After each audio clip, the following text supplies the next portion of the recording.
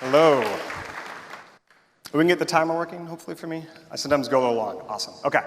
All right, so my name is Nate Franklin. I'm from Amplitude, and we're going to be talking today about the next generation of products, and more importantly, what we believe it's going to take to actually power them, right? Because as we think about as product people, that's what matters to us, is how do we actually make these things possible? And I'm a big fan of product school, so super psyched to be here today. So I thought it'd be helpful to talk a little bit about me and sort of my road to get into product. So I got my start way back when working on ice cream novelties, where we were trying to combine the idea of like the customization of a sundae where you can have whatever ice cream you want, whatever topping, chocolate sauce, whatever, with the portability of a hot dog. And you're like, that sounds crazy. It probably was. We actually did sell it in a couple ballparks for a while, but to me, like that process of looking at efficiencies and looking at customer needs and trying to bring them together is why I love product. And I think a lot of the reason why you guys are all here in this room is actually building stuff for our customers. So I've taken that throughout my career until I got to Amplitude. Where if you don't know what Amplitude is we're a product intelligence platform, and that's basically what our sort of belief is that analytics isn't enough, right? Like analytics shows you what's going on, but what's most important is can you actually take action on your data? And so what we're going to be talking through today is like, what does it mean to actually power the next generation of products with data? All right, so let's get into some of that. So with just a show of hands, who here knows where this photo is taken from? Small hands. I thought 1,000 people might get some people. All right, that's OK. Well, I'll teach you right now. All right, so to get this photo, we had to launch the most sophisticated rocket mankind has ever built, millions of miles into space, right? That rocket then had to perfectly, at the right time, send off a little capsule and start floating towards this distant planet, right? As that capsule started to near the atmosphere, it had to separate again and take into account the different forces of gravity and magnetic stuff that's coming from the sun and elsewhere in space. And from there, it had to automatically put out its own parachute and slowly descend towards the surface of Mars. And of course, it had to do all of this without any help from humans, because for us to communicate with a spacecraft that far away, it takes at a minimum 5 minutes, sometimes up to 25 minutes, right? And so in doing that, we landed on Mars, got this amazing photo, all without the help of us. And so this is like an incredible human feat, right? This is like an amazing advancement for mankind. But when you think about the products we use every day, it looks a little bit different. So one of the most sophisticated platforms on the planet, probably heard of it, Facebook, right? Is telling James, like, I hope you had a great year. Remember that time when your apartment burned down? Awesome, right? Not awesome, okay? We build these products, we go into our office, we work with our teams, we think through things really thoughtfully, but we forget how they actually work in the real world, right? We forget to take into account the context of how they're actually going to be used. And so we get stuff like this. And even on our products that have been around for decades, like the most powerful productivity app on the planet has been around, however, still can't figure out months. How does this happen? How does this happen? All right, Morrowary, that's the next one. So, and then finally, even on a platform where it has all of the data, you don't need anything else, it has all the context, it's everything you need, doesn't need to talk to any of the platform, still is telling us about a job we just left as a recommended place to go, right? Like, we are better than this. We landed a rover on Mars. Like, why is this happening? Now, granted, not every product has the funding of NASA, but there are things that we can do to get a lot closer and be a lot better. And as product people, that's like the call to action I want you guys to think about today. All right, so why are our products not better? A lot of the reason has to do with the data that we have access to. The other side of it is that, do we even know what better looks like? Like, what does a great product really look like? And so to talk through some of that, what I want to go through is what we sort of is like some of the trends for the next 3 years. So let's take a look at those. So you'll probably be like, well, Nate, like, we've been talking about end-to-end experience for 2 decades. That's true. We've been talking about lifetime value for a while as well, and that's also true. But the difference is that what we're actually starting to see is that these things are become actually real. And that's what I'm going to show you right now is how the idea of a trend is no longer a trend. Like, this is what's going to become reality if we're going to build a great product. And here's some examples. All right, so when I say like this end-to-end experience, I mean for real this time, right? When people say end-to-end experience now, they're like, yeah, we've got a mobile app, we've got a website, people can come in our store, that's end-to-end experience, right? That's omni-channel. But what we all know is that the mobile app team sits over here, the website team sits over there, the data doesn't talk to each other, and every time you move to a different channel, it's a whole new experience. So that's not end-to-end. The second thing is that the ability to actually capture this digitally so we can bring the context through. And there's a company that does this really, really well today. And this is a quote from their head of digital. And they say, or this person says, the way we look at digital and in-store is not channel by channel, or one channel helping the other. It's all one experience. Who thinks this is a startup? Okay, good, you got that. Who thinks this is a tech company? Well, by the way, every company is a tech company now, you're not going to survive. So it's not actually a tech company initially, but this is Nike, right? So Nike is a 5-decade-old company, and they are leading the way with building an end-to-end experience. Not someone you think of like technology out of the gate, right? They're a shoe company. But they have done this so well. Who here has been into a Nike store recently? Good many hands? Okay. Have you experienced this new thing with their app? So what Nike does is Nike has their mobile app, which of course allows you to do all the things that other e-commerce mobile apps might do. You can search for a shoe, search for clothing, punch in your size, and buy it. But as soon as you enter into the store, the experience changes, right? Because it knows that you're in the store, and it's no longer making sense to try to sell you something on an app because you're in the store and you're there in person. And so you should experience Nike as in conjunction with what it's like to be in the store and what it's like to be in your app, right? And so when you walk into the store, Nike says, hey, Nate, I saw you're looking at those new Air Jordans. Do you want to try on a few that are in your size? And I say, yes. So I go there, I go directly to the fitting room, and all of a sudden someone's bringing me the couple of shoes that I'm looking at. Well, it turns out they didn't fit right, so I just punch in my app and say, actually, I want a size bigger, a size smaller, and a new shoe comes.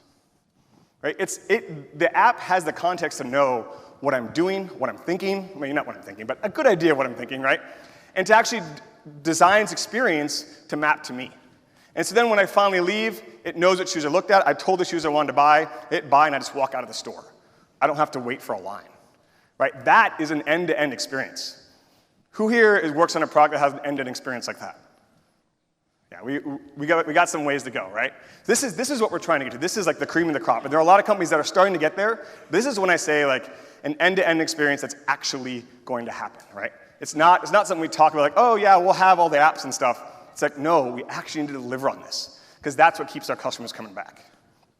And that's the second piece, right? Is like a lot of companies have been talking about lifetime value for a while. Who here knows what the lifetime value is for their customers? Okay, that's good. Who here knows how to influence their lifetime value? Who here knows how to make it better? Okay, so like 1, 2, that's actually really good. 5, that's great. 5 out of 1,000, so like half a percentage. But that's actually typically the case, right? So companies have been tracking lifetime value for a while. But the biggest problem is like, how do you actually move it? And how do you actually design your strategy for it? And that's what we're starting to see change, right? Is that it's no longer a metric that's good to know or good to report or good to sort of think about. It's like this is becoming the strategy of creating long-term relationships with your customers. So retail isn't just thinking about getting you to make that purchase. Think about what is the experience that gets you coming back over and over again to keep buying Nike, right? Media, like Disney, NBC, a lot of these old school companies are starting to build their own direct-to-consumer platforms. One, to own that relationship, but two, because they realize it's not about ads anymore, right? It's about subscriptions. It's about creating that long-term engagement, and to do that, you have to create a great experience that gets people coming back over and over again. So, anyone here from Peloton? Maybe? Okay. So, Peloton is like one of the coolest companies. I don't have a bike yet, but I'm working on my wife to let me do that. But, but what's amazing about them is the way they built their strategy. Who here thinks Peloton is a hardware company? Okay, a few, yeah. I mean, they are, right? They are at a basic level. They create bikes, they create treadmills. But if you think about their business strategy, they are not a hardware company. They are a fitness lifestyle company, right? And what's amazing about them is it's borne out in how they actually retain their users. Who here has a retention rate in your product that's above 30%? Okay. Who here wishes they have a retention rate above 30%? Yeah, a lot of us. Well, Peloton's just a little bit higher than you. They're at 96, right? So what that means is if you look at their average cohorted retention over the past 3 or 4 years, they've kept 96% of their customers are still like who signed up for their paid service are still paying them today. That is crazy. Crazy. How do they do that, right? It's not because they're just selling bikes. That certainly helps. It's because they've been thinking about their strategy, like what it takes to sell an idea and create an experience that gets people coming back over and over again. And this has huge implications for their valuation, right? Like, I think they just put out their S1 last week or the week before. So these numbers are a little bit outdated, but they're essentially they're on average, like the way they're being valued is 5 times as valuable in terms of as a proportion of their revenue compared to the largest fitness brand on the planet, Planet Fitness, right? And that's because their strategy isn't just about getting people to pay month to month. It's like, what is the long-term experience we need to build to keep our customers coming back? So the last part that we're seeing in Amplitude is the idea of orgs and teams starting to come together. And now this is sort of a natural part of things coming in and out, but I think what's really interesting now is how we're seeing the sort of the cross ownerships of teams, right? For a long time, marketing owned channels, and product owned just what's happening inside the product, and you have a lifecycle team, and maybe there's some crossover. The whole idea of like growth has been really hot the last couple years, right? And what growth is basically saying is that we think people should be on a couple different teams so they can look across all the metrics and do the right thing for the business. Well, growth, in my opinion, is kind of like a short-term Band-Aid to what's actually going to happen, right? And that's what we're starting to see borne out from our customers, is that marketing isn't just going to own channel optimization, right? What marketing is going to own is finding the right people who are most likely to retain, right? So if you think if you go back to Peloton, their marketers, if they're doing ads or they're focusing, they're not just going to blast out to everyone because that's not the right strategy. They're going to look for who are the right people that fit our segments, that are most likely to retain, and that's who I'm going to spend my money on, right? Because that's what marketing should be held accountable to, is bringing in those right people, right? Same thing for designers. Designers aren't just going to be focused on designing the onboarding experience or like a piece of it.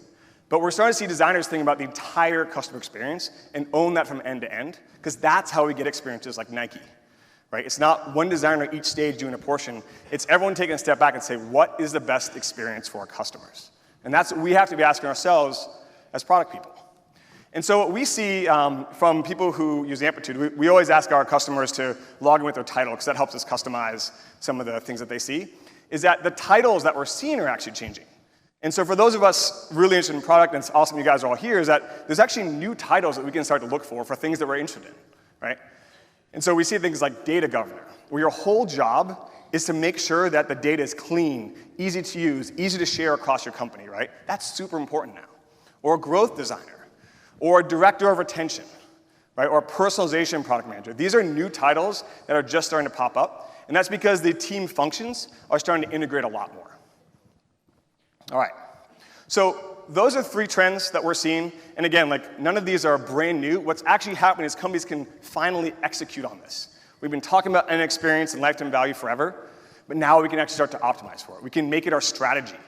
We can use the data inside our products to actually act on that. And so about that data, like, why aren't our products better?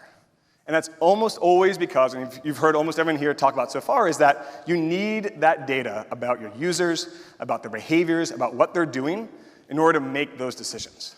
In order to decide, in order to figure out how do we build the best end-to-end experience, and how do we know we've actually succeeded? That's how that data comes into play. And so the first thing we need to do that is to really get high quality data across our entire customer experience. Who thinks they have high quality data today? Yeah, right. I don't know that any company in the world can say that. Even Nike, right? They're in a better place, but they're still working on it, right? That's an ongoing project for all of us. But that's what we have to aspire to. And we can't just collect the data and hope we'll use it later. That has to be part of the strategy, right? And so the idea here is that if you look across our user journeys, whether they're on web or mobile or in-store, we have to be able to track every step along that journey. And you guys should be laughing at me right now because this is a joke, because knows customer journeys look perfectly straight like this, right? They look a lot more like this. And that's why getting high quality data is so difficult, right? Because the top one is web, the second one's mobile, the bottom one's in-store. People are bouncing around, right? That data is typically fully siloed across those different groups. And so for us to get high quality data across our ecosystem, it has to be entirely integrated. And it has to be a single source that can pull it all together and make it easy for all the teams to look at and understand. Because what the mobile team does on mobile doesn't just affect that experience, it's going to affect what's going to be like in store and on the web. And so they have to know how that's happening or what the result of that is. So that's number one. Have to have high quality data. The second thing that's super important, wrong way, there we go, is the idea of like systematic growth. And when I talk about systematic growth, it's mostly having to do with how fast can you experiment and learn. And when people talk about experimentation a lot, and it's often in the vein of like, well, you got to make sure you have the right experience. Like, is it the blue button or the dark blue button or the light blue button, right? Like, no, that is a use for experimentation, is to optimize our funnels. But when I talk about experimentation for product people, our experimentation is about trying to find the best ideas that actually help us create great experiences for our customers. So there was a study that came out a couple years ago from Microsoft and Stanford. And what they did, they looked at all the teams in Microsoft, all the software teams in Microsoft, and they were trying to figure out like which teams, of the teams that performed the best, why did they seem to have so many why did their ideas seem to do so much better than teams that didn't perform as well? And so they spent all this time trying to understand, was it like their education, was it their experience, was it just a personalization or a like persona thing, right? Well, it turns out if you actually looked at the data, there was no difference in terms of the quality of ideas among those groups. Each group had a third of their ideas which were bad outcomes, a third of their ideas which were flat, and a third of their ideas that were good, right? So that means for all teams, most of their ideas are going to fail. And so the reason why you experiment is not to decide the color of a box. It's to figure out how fast can you identify your ideas that are going to work and double down on those. And that's what the team that did the best at Microsoft was. They were really good at saying, here are our 10 ideas. We're going to figure out which 3 of them are going to be the ones that are going to work really, really well, and we're going to spend all of our effort on those. But that's what they do in advance. Is they don't just ship all of them, because if you ship all of them, you're going to get flat. The good's going to cancel out the bad, and you're going to stay in the middle.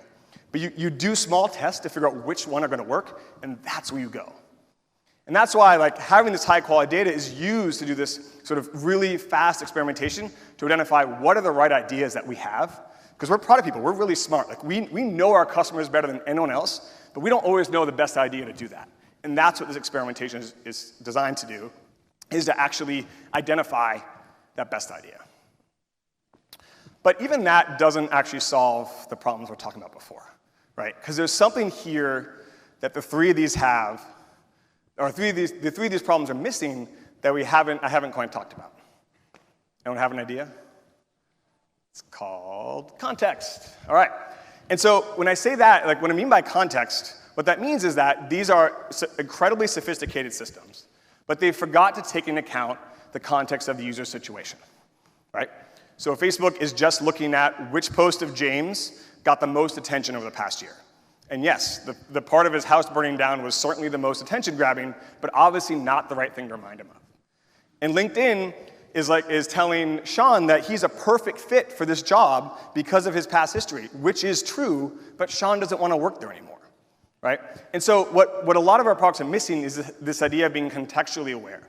Understand what our users are trying to do from intent, their preferences, right? What they're thinking about, and using that to help guide us in terms of what we should be building and how we should be customizing our products for them. And there's an industry that's actually moving this direction really, really fast, and it's probably going to surprise you. It's car insurance. You're like, what are you talking about, Nate? How is car insurance doing this? Well, let's do a brief history lesson for car insurance. So not too long ago, car insurance was totally a physical relationship, right? You walk into a store, you talk to an agent, you think through some options, and you get your car insurance, and you walk out. Then we had digitally accessible car insurance. We could search online, maybe look at a few options. You probably still had to call in, but at least you could do a little bit on your own. Now, most car insurance today is like digitally interactive, where you can say, I have to submit a claim, or my battery's dead, or I'm out of gas, like help me, right? But even still, that today is very user out, right? As in like the user has to tell the app what it needs, or what I need. Right? It's not trying to take into account my context and serve me additional value. Well, there's a company called Metromile, not sure how many of you have heard of them, and what they do is that they're a pay-as-you-go car insurance, and so one thing is they only charge you for when you're actually using your car. But they also allow you to do other things like optimizing your trips, monitor your car's health, find your missing car, and most importantly, the biggest value add they can do, which by the way doesn't require things like AI or machine learning, this is just like a really smart way of providing context to your customers, is helping you avoid a parking ticket. I live in San Francisco, and I have to move my car every other Monday, or I get a $75 ticket from the street sweepers, which adds up really fast, right? And so Metromile can be like, hey, Nate, it's the second Monday, you got to move your car before 8, right? And that's my car insurance taking into context of what I need, right? Knowing where my car is and reminding me to move my car. Like, that is added value. And that's something that we should be thinking about as we're building our products. Like, what are those things that we can do with the data that we have when it's really good and really smart that can provide a ton more value to our customers? And when we see apps that start to do this, what we start to hear about them is that they're customized, they're contextual, they're personal, they're familiar, they're trustworthy, right? That changes the dynamic of how your customers are interacting with you. You're not just an app. You're not just a service, right? You become something that's part of their lives and something that they can trust and depend on. And that's how we get those like long-term relationships that we're really all striving for. And so when we put these things together, it's a combination of high-quality data, the ability to rapidly find those best ideas, and use that to help us actually inject context back into the product, right? And so we don't get those mistakes that we saw before. And that's what we call product intelligence, right? Is thinking about each of these steps as part of your process of how you're building your product. You can't just assume you'll track the data later. You have to start there and make sure you can understand how people are using it. Because then that can help you make smart decisions about what you build. And finally, you can identify places that you can add more context back into your product for your customers. So that's it. Thank you very much.